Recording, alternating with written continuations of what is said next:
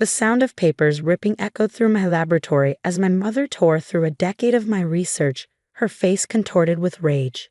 "Your brother needs this estate more than you, Emma. He has a family to support," she screamed, throwing years of carefully documented genetic studies into the air. I stood there, watching my work flutter to the ground like wounded butterflies. 10 years of studying genetic markers, tracking hereditary patterns, and documenting our family's unique blood disorder, all being destroyed because my grandfather had left his estate to me instead of my perfect brother Michael. "Mom, stop," I said quietly, my voice steadier than I felt. "Grandfather left the estate to me for a reason. He understood my research." She whirled around, her designer dress contrasting sharply with the sterile lab environment. "Research? Is that what you call hiding away in this lab while your brother builds a real life? He has 3 children. Emma." "3? What do you have?" "Papers and test tubes." I thought about the letter my grandfather had left me, safely locked away in my personal safe. The one that explained everything, the one I hadn't shown anyone yet. "This isn't about Michael's children," I replied. "This is about continuing grandfather's work." "His work?" Mom laughed bitterly. "Your grandfather was a businessman, Emma. The estate should go to someone who understands that. Michael has an MBA. What do you have? A PhD in playing with DNA?" The irony of her statement almost made me smile. Almost. My grandfather, Jonathan Pierce, hadn't just been a businessman. He'd been a brilliant geneticist who'd hidden his research for decades, building his business empire as a cover for something far more important. "The estate isn't just about the money, Mom," I tried to explain, but she was already pulling more files from my cabinets. $2 million. "Emma, the house, the laboratories, everything, it should be shared. Your father and I have decided. You're signing it over to Michael." I thought about the genetic markers I'd discovered, the patterns that had finally started making sense after a decade of work. The same work my grandfather had begun 40 years ago. "I won't sign anything," I said firmly. She stopped her destruction momentarily, her eyes narrowing. "Your father is on his way. Don't make this difficult, Emma. Family means sharing." "Family means understanding," I corrected her. "And you've never tried to understand what I do here." The lab door burst open as my father strode in, Michael trailing behind him with that familiar smug expression. "Emma," Dad's voice boomed through the space, "this ends now. Your brother needs this estate. You're being selfish." I looked at Michael, standing there in his expensive suit, successful real estate developer with his perfect family and perfect life. He had no idea what our grandfather had discovered, what I had confirmed through years of research. None of them did. "The lawyers will be here tomorrow," Dad continued. "You'll sign the papers or we'll contest the will. Your choice." I smiled then, actually smiled, which seemed to unnerve them all. "Actually, I called the lawyer myself. He'll be here in an hour. There's something you all need to see." "What are you talking about?" Michael spoke for the first time, his confidence wavering slightly. "Grandfather left me more than just the estate," I said, walking to my safe. "He left me the truth about our family, about why he chose me to continue his work."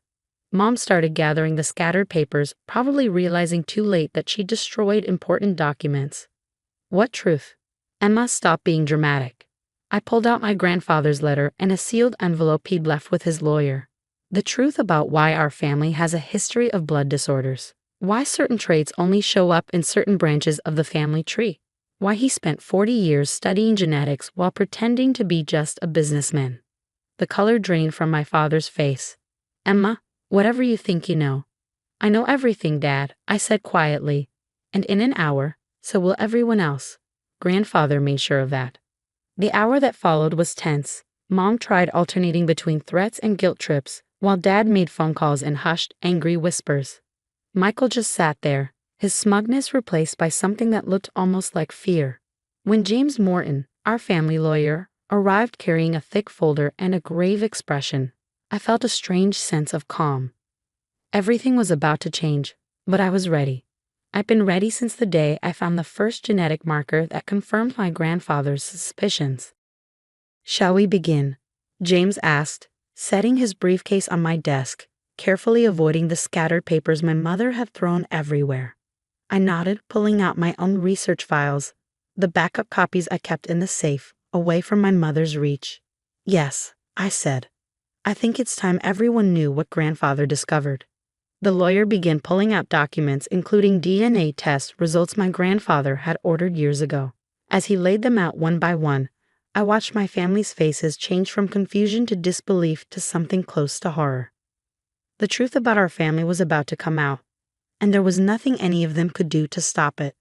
The tension in the laboratory was suffocating as James laid out the final document, a DNA test from 1985. My mother's hands were shaking, and my father looked like he might be sick. Michael just stared at the papers, his usual arrogance completely gone. As you can see, James began, his voice professional but gentle. Jonathan Pierce conducted extensive genetic research on your family line for over 4 decades. His findings were significant. This can't be right, my father interrupted, his voice hoarse. There must be some mistake. I pulled out my own research files, spreading them next to my grandfather's. I've confirmed everything, Dad. That's what my work has been about all these years. I wasn't just studying genetic disorders, I was following grandfather's trail, proving what he discovered. Which is what exactly? Michael demanded, but his voice cracked slightly. I think he already knew. Our family's blood disorder isn't just a random genetic mutation. I explained, pointing to the markers highlighted in both my grandfather's research and mine. It's evidence of a completely different genetic line. Dad isn't grandfather's biological son. The silence that followed was deafening. My mother grabbed the edge of my desk for support, while my father sank into a chair, his face ashen. Michael stood up so quickly his chair toppled over. You're lying, he snarled. This is just some trick to keep the estate. James cleared his throat. I'm afraid Emma is correct. Jonathan knew about this for years, but he chose to keep it quiet to protect his wife, your grandmother. However, he did leave explicit instructions about the estate. I watched as James pulled out my grandfather's letter, the original one he kept in his office. He wanted it to go to Emma specifically because she was the only one who understood the importance of this research, the only one who could continue his work. But I'm his grandson, Michael protested weakly, his only grandson. Biologically, you're not related to him at all, I said softly, neither is Dad. Grandmother had an affair before Dad was born. Grandfather discovered this when he started researching our family's blood disorders, trying to understand why they didn't follow normal inheritance patterns. My father stood up suddenly, his face red with anger. You had no right to dig this up, no right to destroy our family like this. I didn't destroy anything, I replied calmly. I simply finished what grandfather started. He wanted the truth to come out, but he wanted it handled carefully, scientifically. That's why he left everything to me. Everything. My mother whispered. James nodded. The estate, the laboratories, and most importantly, all of Jonathan's research data. He was more than just a businessman. He was a brilliant geneticist who used his business success to fund his real work. Emma is his chosen successor. I walked over to my research station, pulling out a final file. There's more, I said. Grandfather's research wasn't just about our family. He discovered something crucial about genetic inheritance patterns that could revolutionize how we treat certain diseases. That's what I've been working on, taking his initial findings and developing them into something that could help people. My mother laughed hysterically. Help people? You've just destroyed your own family. No, Mom, I've revealed the truth. There's a difference. I turned to Michael, who was still staring at the DNA results. This doesn't change that we're siblings, that we grew up together. It just explains why grandfather chose me for this work. Because you're not really his granddaughter either, Michael spat. Actually, James interjected, Emma is Jonathan's only biological grandchild. Everyone turned to stare at me. I pulled out one final document, my own DNA test that grandfather had done secretly when I was born. Mom had an affair too, I said quietly, watching my mother's face crumble. With grandfather's youngest son from his first marriage, my biological father. That's why I inherited his genetic aptitude, his passion for research. That's why grandfather took such an interest in my education, why he encouraged my scientific pursuits. The truth hung heavy in the air, decades of secrets exposed under the harsh laboratory lights. My father looked broken, my mother couldn't stop crying, and Michael just looked lost. The estate stays with Emma, James said firmly, and given the significance of this research, I suggest everyone take some time to process this information before making any rash decisions. I watched my family shuffle out of the laboratory, shoulders slumped, worlds shattered. Only Michael lingered, turning back to look at me with an expression I'd never seen before. "Did you know?" he asked. "All this time, did you know?" I shook my head. "I discovered it just like grandfather did. Through the research. That's why he left me everything. Not to hurt anyone, but to make sure the truth came out the right way and his work could continue." Michael nodded slowly, then walked out, leaving me alone with James and the scattered remnants of my mother's earlier rampage. "Your grandfather would be proud," James said softly. "You handled this exactly as he hoped you would." I looked around my laboratory at the years of work, the secrets finally revealed, and felt a strange mixture of sadness and relief. The truth was out, but this was just the beginning.